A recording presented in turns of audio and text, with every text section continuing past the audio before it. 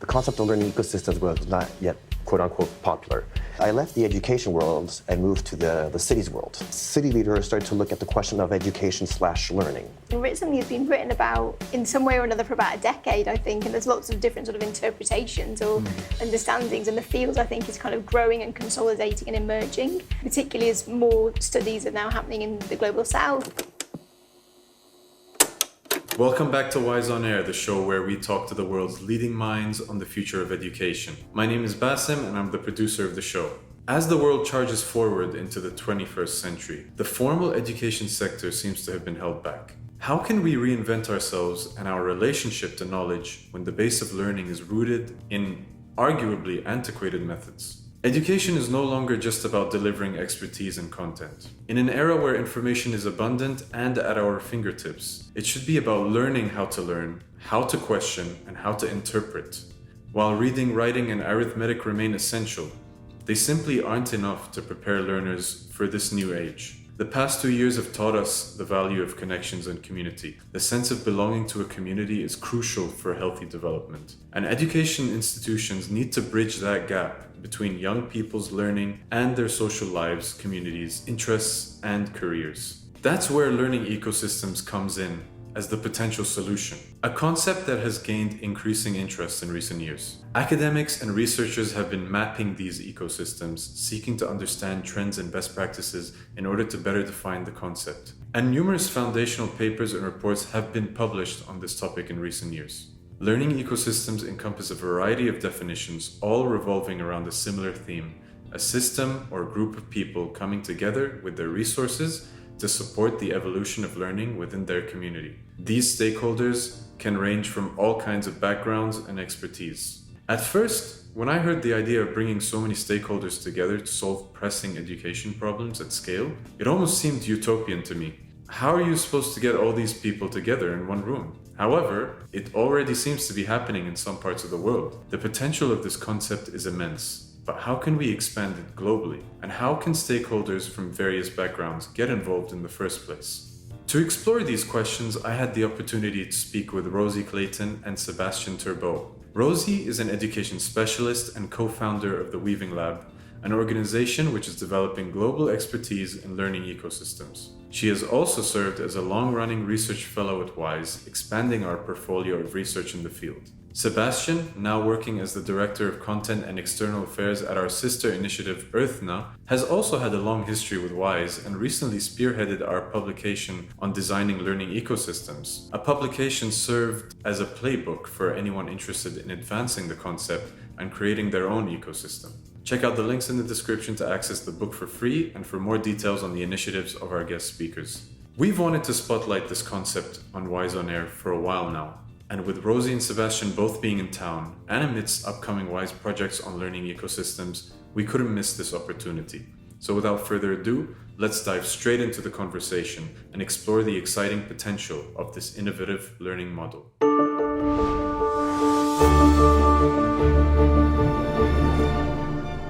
Thank you both for joining me, Rosie and Sebastien. Maybe we can just start off with a quick introduction from both of you. Yeah, no problem. So I'm a research fellow with WISE, working on learning ecosystems. Also working on projects around learning ecosystems elsewhere in the world and the global south with various kind of global partners. I sort of set up and established learning ecosystems in the UK through sort of cities of learning. So yeah, I guess leading kind of thought leadership around learning ecosystems, learning cities, and also getting involved in the practical setting up and design of them on the ground. And coincidentally, today we're going to be discussing learning ecosystems, so we've got the perfect person on board. And in addition, Sebastien, you are no stranger to learning ecosystems yourself. Tell us a bit about your background and what you're doing now. Well, previously I was also a WISE fellow. I worked with the WISE team in launching the Learning Ecosystems Living Lab about 2 years ago. Since then, I have now moved on, focusing more on sustainability and education at Earthna, a new policy center of Qatar Foundation. Earthna, we are a policy center similar to WISE, looking at sustainability, but more specifically, really looking at sustainability in hot and arid environments, because we feel that there is a gap globally in looking at the specifics of what sustainability means for a country like Qatar or a city like Doha. And so we're trying to work with our QF ecosystems, the universities and research centers here, but also regionally, in trying to better understand, define sustainability in these types of contexts. We can dive a little deeper into that sustainability angle in terms of this conversation later. But Rosie, maybe you want to tell us a bit about what you do outside of WISE. I mean, I know you work with the Weaving Lab. Maybe you can tell us a bit about that as well.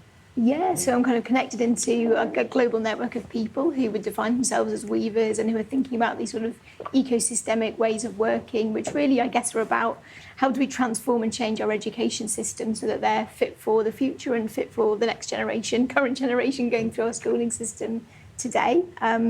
With another hat on, I'm leading a programme of work in the UK and globally around assessment reform. So one of the big levers we think to changing the educational experience that young people have is how they are assessed, and particularly at the point at which they leave education and transition into whether it's higher education or work. So in a lot of countries, kind of standardised high stakes assessments and exams sort of then direct the way the curriculum is taught in terms of, an often a narrowed experience and not much time for doing things outside of the classroom. So yeah, we're trying to rethink how we assess as a way of transforming the educational experience as well. So both of you have plenty of experience working on future-related endeavors, changing the future of education or future of sustainability and whatnot. So it would be really interesting to get to know a bit about your backgrounds as personal human beings in terms of your relationship with the education system, how you studied growing up, what was your relation with learning, how do you perceive education? It would be great to know, from your own perspectives, what you went through and what brought you to pursue the fields that you're working in today. So maybe we can start with you, Rosie.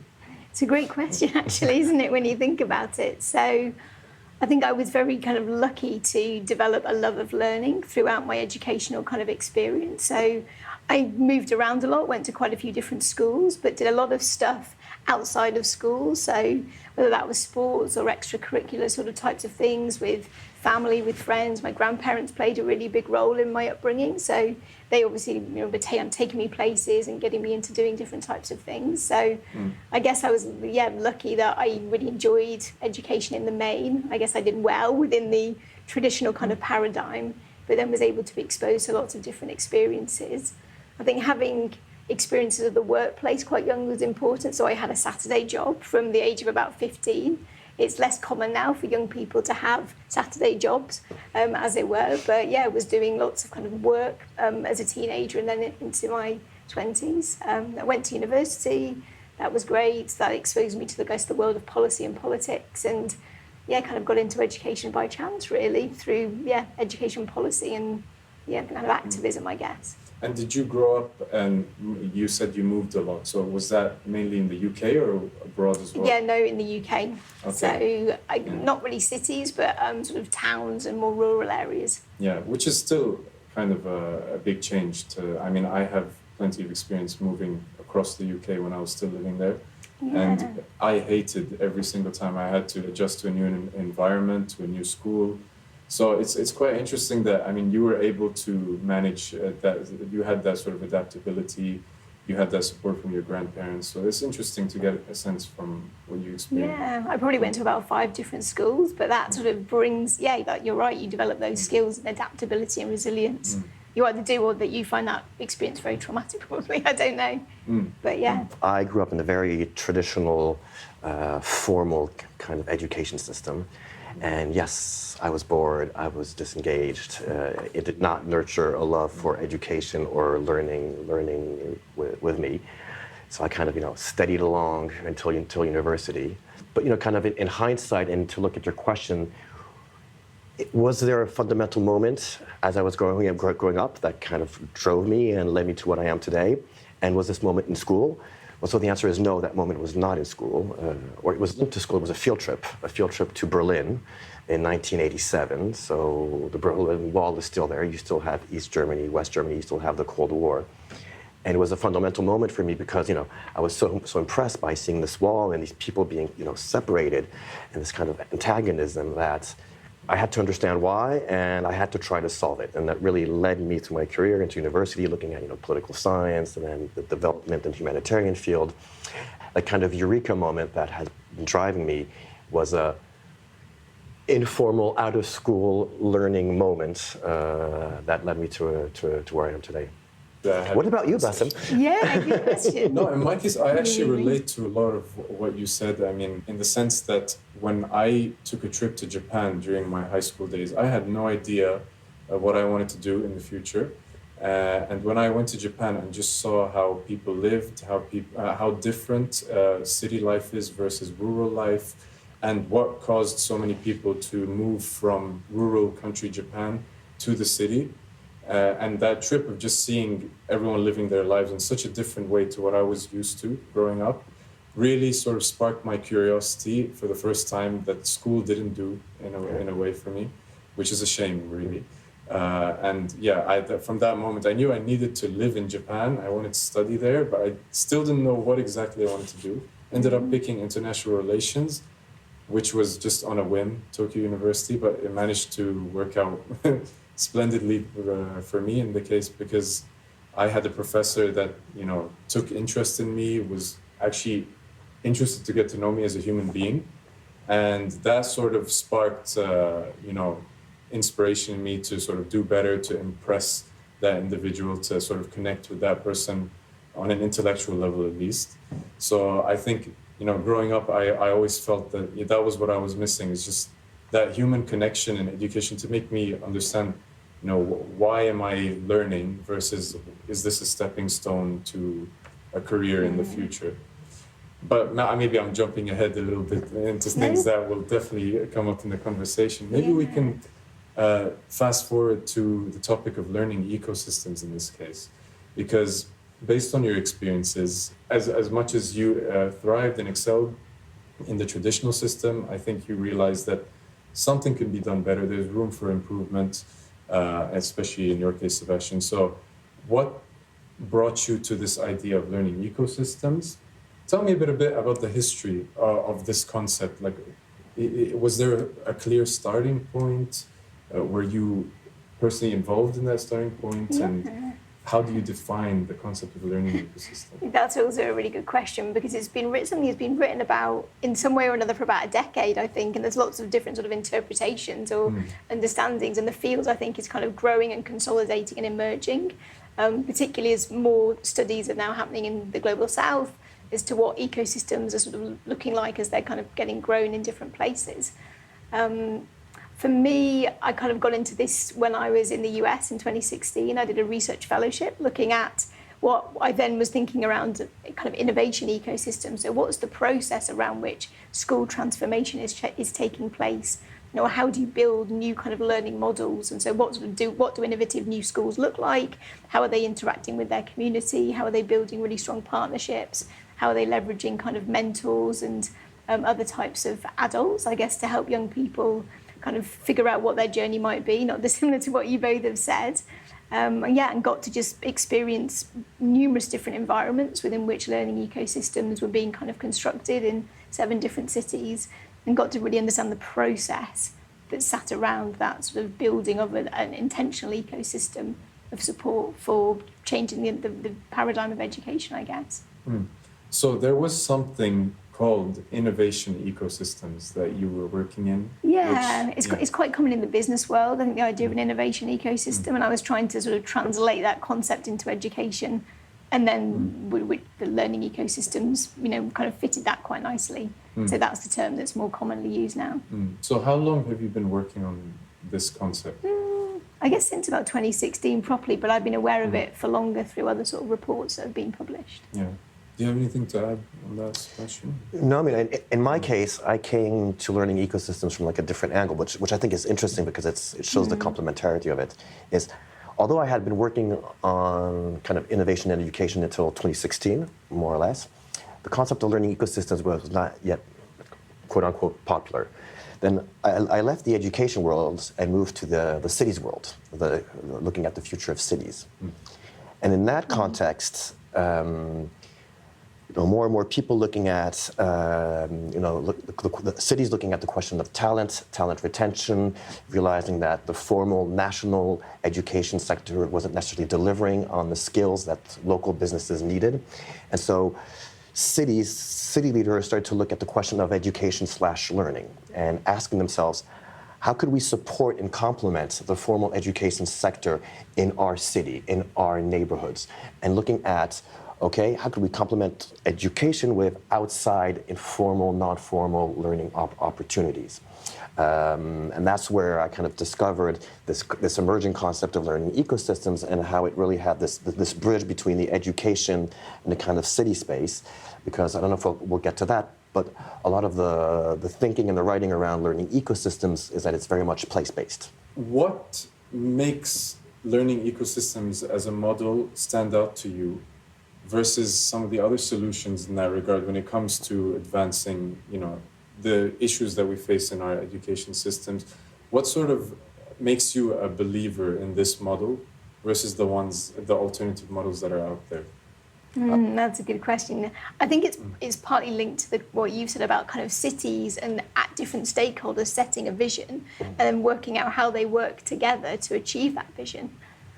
For me, in kind of really deep collaborative ways that are sort of lasting and enduring. But the focus on place, I think, gives it a totally different dimension, a sense of sustainability.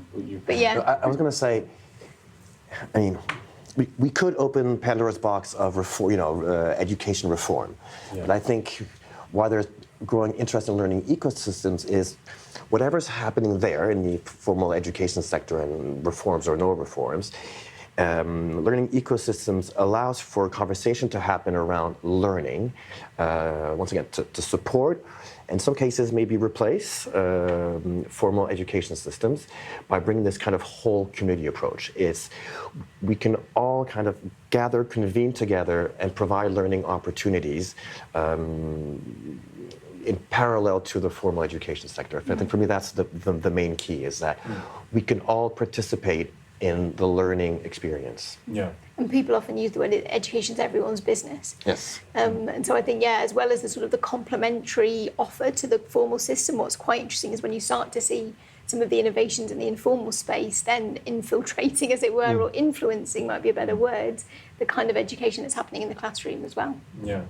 So walk me and the listeners through this concept. So, because right now, I think to many listeners, they might, who are not aware of this concept of a learning ecosystem, they might think, oh yeah, it sounds almost utopian. How do you get all these people across an ecosystem to partake and get involved in conversations that lead to decision making and change in our education system?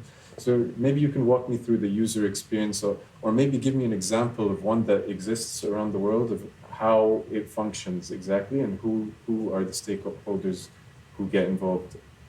Yeah, I think probably the first thing to say is there's no one model of a learning ecosystem. Is that really all the ones that I've looked at and been sort of highlighted in different reports all have different forms, I guess, and different types of actors sort of playing a role. I mean, probably one of the best well-known is the Remake learning ecosystem in Pittsburgh in the US, but they've now have their models of operating in many different geographies around the world, where you've got lots of out-of-school learning providers in STEM, in creativity, in the arts, offering all sorts of types of learning for a young person, and working with formal educators to think about how the curriculum is designed in school, bringing kind of STEM learning and I guess broader skills and dispositions into the curriculum as well. So I suppose from a young person's perspective, it's on a weekly basis having a wide variety of experiences, both within the four walls of the classroom or the school, but also outside in the community, in the workplace, like I said, through museums and kind of projects and things like that.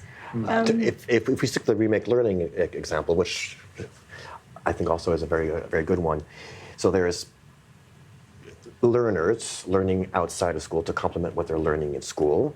And so there's this community aspect of museums participating, civil society, but it's also very much supported and endorsed and advocated by the city. Yeah. So the policymakers, but also the local businesses also are very much involved in offering learning opportunities, but also saying, here are the skills we need. Who has who has the learning opportunities to mirror the skills we need, and could we get learners to participate in these learning activities so they develop the skills that these businesses need? Yeah. I think that's what makes it also very interesting.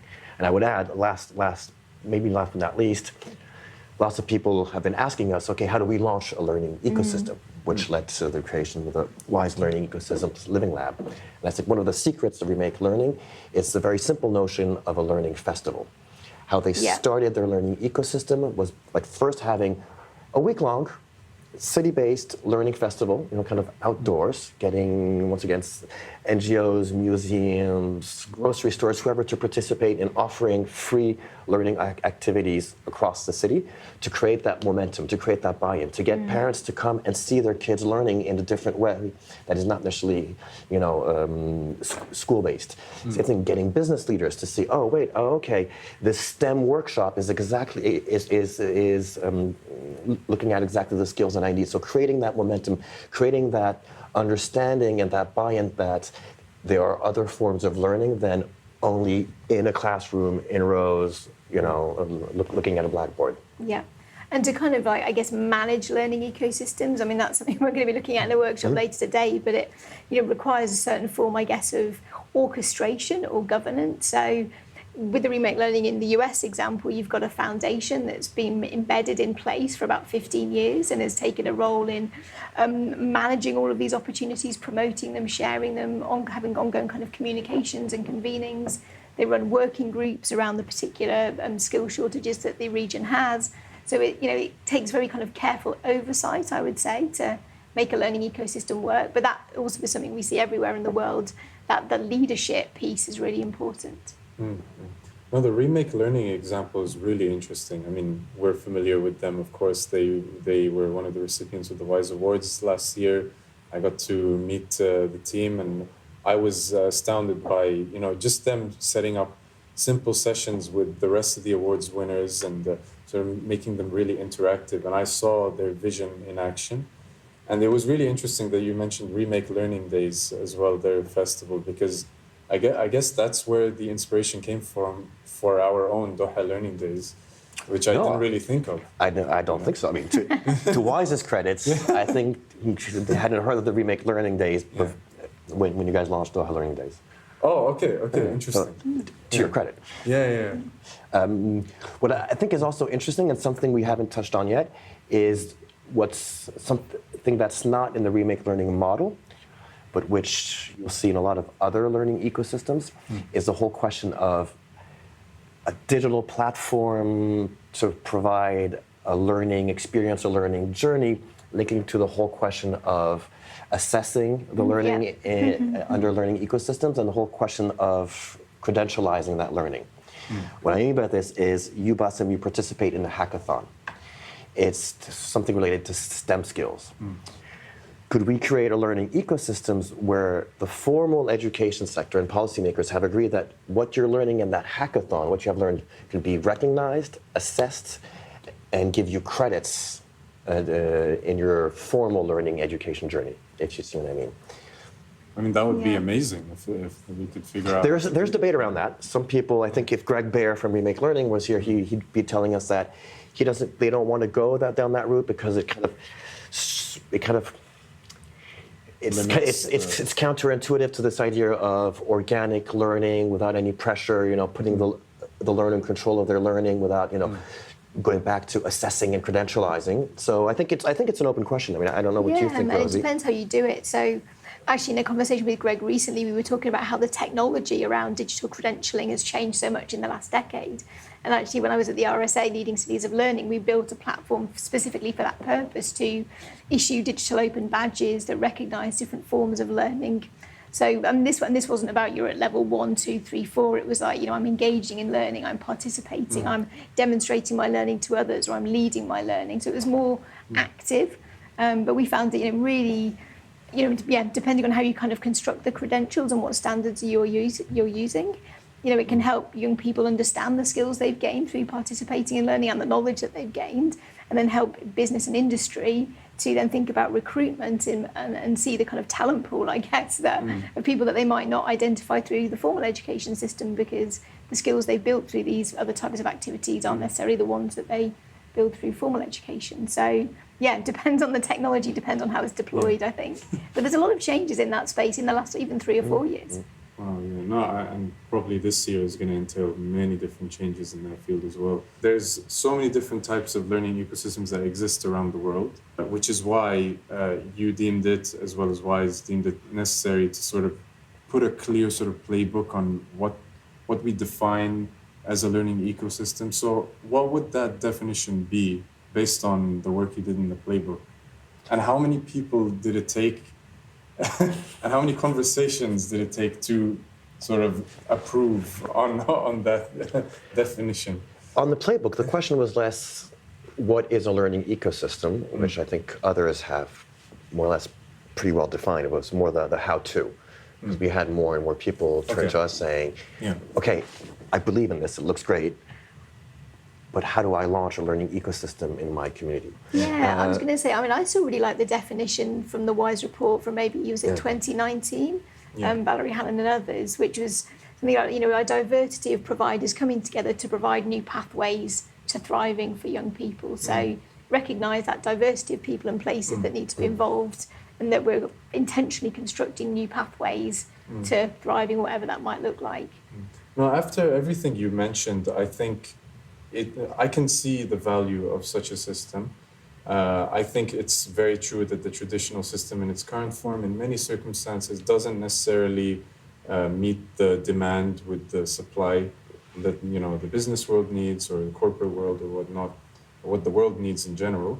I like the phrase, I think once you said it when we were recording a video on Sebastien, it takes a village to raise a child, and I think learning ecosystem sort of reminds me of that. Many people back in the day, their learning was just as much informal as it was formal, which in today's case isn't necessarily, that ratio is a bit skewed. So I really like that concept of a learning ecosystem. I do see the value of work. So where do we stand now in terms of, the state of this model? And you're working on a new report in the case of Qatar right now. Maybe you can tell us a bit about what that report entails and where we stand in terms of progress of this kind of model in Qatar, and maybe a bit about what's happening across the globe as well. Yeah, worldwide. I think it's really exciting how more and more people are sort of identifying with the idea of a learning ecosystem there. As they come across the concept, they're reflecting on what they're doing already and starting to see that actually this is quite representative of the ways they're working and the sorts of change they're trying to bring about. So, the work with WISE at the moment is looking at how to kind of build the kind of learning ecosystem around Education City, and how to leverage all the different platforms that exist already, both online and offline. So we've been kind of looking at what already exists, what kind of collaborations already exist, and what sort of orchestration might be needed to make that better and stronger. Today, actually, we're shifting into the policy world, which is quite exciting. So looking at what at a policy level can be done to help enable, schools, out-of-school providers, businesses and others to collaborate more effectively. So that's quite a nice sort of kind of shift to think, because a lot of the times the discourse around learning ecosystem is at kind of provider level, individual businesses or schools, but actually what can government and policymakers do, if they think, right, this is something that's really valuable in our place, which the Delhi government has absolutely taken on board with their education reforms over the last 4 years. They've intentionally built a learning ecosystem of partners to help deliver on a new strategic vision for the city. So that's been quite exciting to see. I would say the kind of global north has been quite well mapped in terms of learning ecosystem models and partners and players. The global south is now where we're at in terms of the work I've been doing recently with Global Education Leaders Partnership, Dream a Dream and Learning Planet Institute. And I think that field is going to continue to grow, and there's a real opportunity then to connect the learnings and the ecosystems in the global north and the global south, I think. Is there sort of a directory, like a world directory on existing learning ecosystems, and how do people know if there's a learning ecosystem that is functioning near them, or how do they get involved in I mean, that's a great question. I think this one's one for Wise to pick up. Yes. Yeah. This doesn't really exist. Yeah. It needs someone to look into that, and maybe the Wise Learning Ecosystem Living Lab could play that role in being kind of directory of learning For ecosystems sure. worldwide. The trick here is that a lot of people, as kind of Rosie was hinting to, operate as a learning ecosystem, but don't even refer to themselves as a learning ecosystems, especially in the global south. There's a lot of groundwork to be done in trying to map that out. To what extent do learning ecosystems have the capacity to catalyze solving global issues, such as climate change, poverty, and instilling sustainability practices, for example? In principle, learning ecosystems do not need to be focused on the topic. That being said, if you look around the world, a lot of them are focusing on kind of the environment, sustainability, and linking into STEM. I think for me this is kind of three reasons. One, very practical, back to the Remake Learning Festival example, is that STEM skills allow themselves to very practical kind of workshops and activities as compared to maybe philosophy or sociology. One. Two, there's a push from the business sector in lots of places around green skills, and so are encouraging communities to develop learning ecosystems around these kind of green/STEM skills. In a similar tone, city leaders also acknowledging that they have a role to play in addressing the global climate crisis, want to ensure that their citizens are equipped to answer these challenges, and so are encouraging these learning ecosystems to focus on this question of sustainability. Because as we speak, sustainability is kind of a side thing in the formal education sector. It's like a side course, but it's not integrated, really mainstream, streamlined within the proper curriculum. That will happen someday, I hope, and I wish, and I'm confident it will. But as we speak, learning ecosystems are a great way for places to kind of complement that and nurture these skills through learning ecosystems. This is slightly irrelevant to learning ecosystems, but I was just wondering on your take on, is there a correct way to be teaching about sustainability practices? Because there's many different ways to teach about it. Many ways focus on the individual level versus, the societal level. So I was just wondering, what are your thoughts on that? Do you have 2 hours? Well, I can afford 2 hours, but you probably know. Honestly, I'd have trouble answering that on the fly.